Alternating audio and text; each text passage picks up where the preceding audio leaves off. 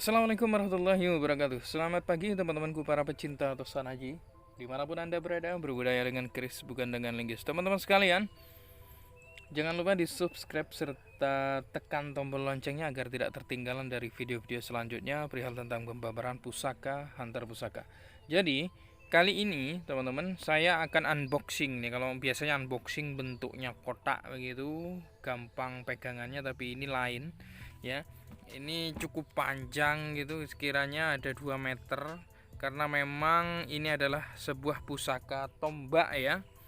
Jadi merupakan pusaka tombak, dan tombak ini bukan tombak yang berlanggam Jawa, tapi lebih tepatnya ini luar pulau teman-teman. Namun seperti apa bentuk tombaknya? Ini panjang karena lengkap dengan landaiannya nih teman-teman. Jadi lengkap sama landaiannya itu lengkap. Oke, coba langsung saja saya buka ya. Tidak agak ewuh ini, tapi meskipun agak ewuh tidak apa-apa lah. Akan saya buka dengan sabar. Nah, packingnya rapi banget ini, tapi rada repot kan. Bukanya rada repot.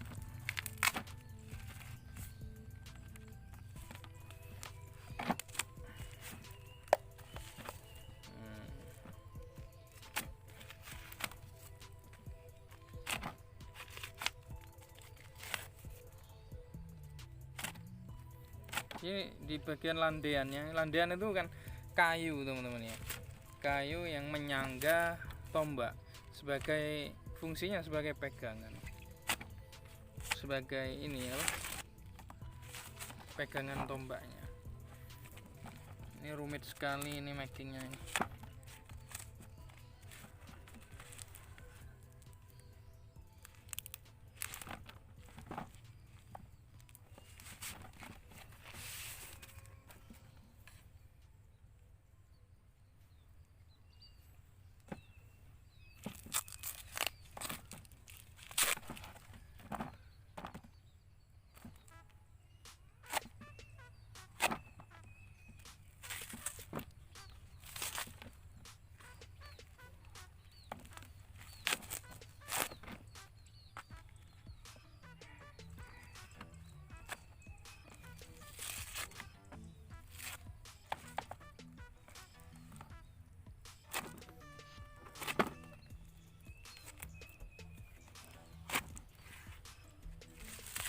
Agak rumit ini.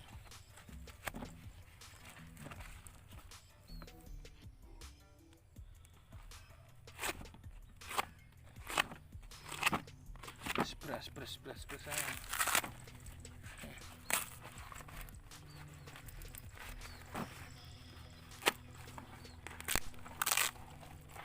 Mulai terbuka. Lalu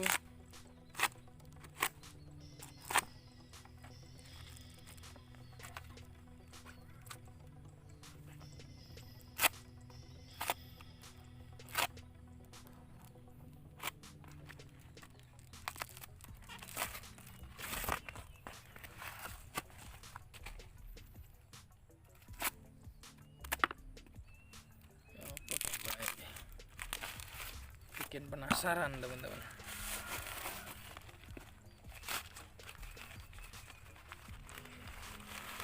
Wah, ini landaiannya, terus ya ini landaiannya, ini tombaknya bungkus koran teman-teman.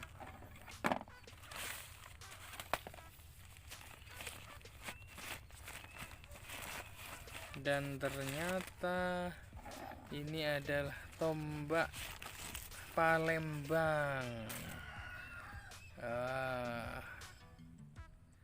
Mantap teman-teman, tombak Palembang ini ya. Teman-teman sekalian, saya akan bercerita sedikit dengan bagaimana kondisi situasi daripada pusaka-pusaka Palembang ya, terutama buatan-buatan dari Kerajaan Palembang dan Kesultanan Palembang. Dan ini merupakan sebuah tombak teman-teman. Eksistensi daripada pusaka di Palembang itu tidak sama di Jawa, karena memang kalau di Jawa masih turun-temurun daripada pelestarian seorang empu. Jadi turun-temurun masih membuat sampai sekarang, seperti halnya Pulau Madura ya. Madura, lalu di daerah Jogja, Solo itu masih banyak yang memproduksi pusaka atau tosanaji. Jadi keturunan empu, keturunan dari Empu Majapahit itu masih eksis. Seperti di Magetan ada Empu Teguh misalkan, ya itu pembuat keris mageti, masih keturunan juga. Dan kalau lain halnya di Jawa dan lain halnya di Pulau Palembang, teman-teman. Di Palembang itu sampai saat ini sudah tidak ada, mulai tahun 80-an ya. Itu penerusnya empu-empu itu sudah tidak ada, teman-teman sekalian. Jadi memang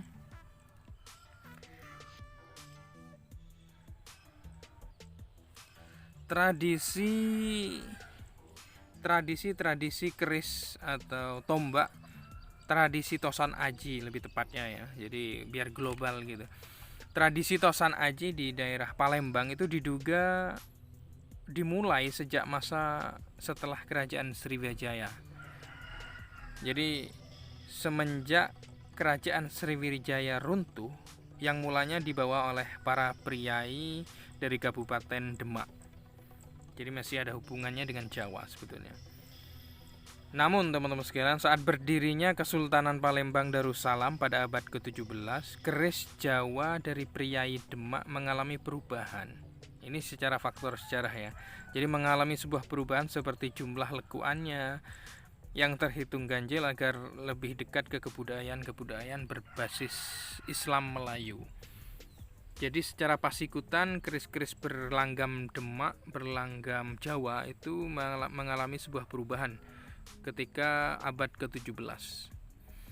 Teman-teman sekalian, dalam perjalanannya fungsi keris atau tombak, ini lebih ke spesifik penjelasan daripada keris ya, yang akan saya jabarkan ini.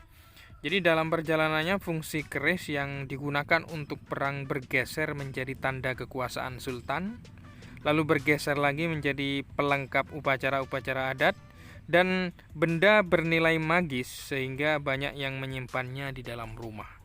Jadi keris-keris di Palembang, perkerisan di Palembang itu juga sama ya, dalam hak menanggapi esoteris, teman-teman sekalian. Salah satu budayawan di Palembang mengatakan eksistensi daripada pusaka di Palembang saat ini memang sangat sudah surut, teman-teman, terutama sejak tahun 80-an ya. Jadi ketika masyarakat kota Palembang tidak lagi melaksanakan upacara mengantar keris yang menjadi bagian acara pernikahan. Jadi saya rasa memang sebetulnya keris-keris di Palembang, tombak dan pusaka-pusaka lainnya itu sangat-sangat bagus sebetulnya ya, dari seni tempaannya, karena memang seorang empu-empunya pun berasal dari Jawa gitu, teman-teman sekalian. Mempunyai langgam sendiri, mempunyai pasikutan tersendiri, dan mempunyai ciri khas sendiri dan sebuah gelar nama sendiri. Itu keris Palembang. Jadi betapa kayanya Bumi Nuswantoro ini, teman-teman,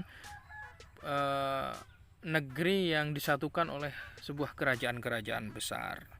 Saya rasa perlu pelestarian ya, dan mudah-mudahan pemerintah Palembang setempat lebih ini nantinya lebih memperhatikan kebudayaan, terutama pada tosan aji, peninggalan-peninggalan bersejarah.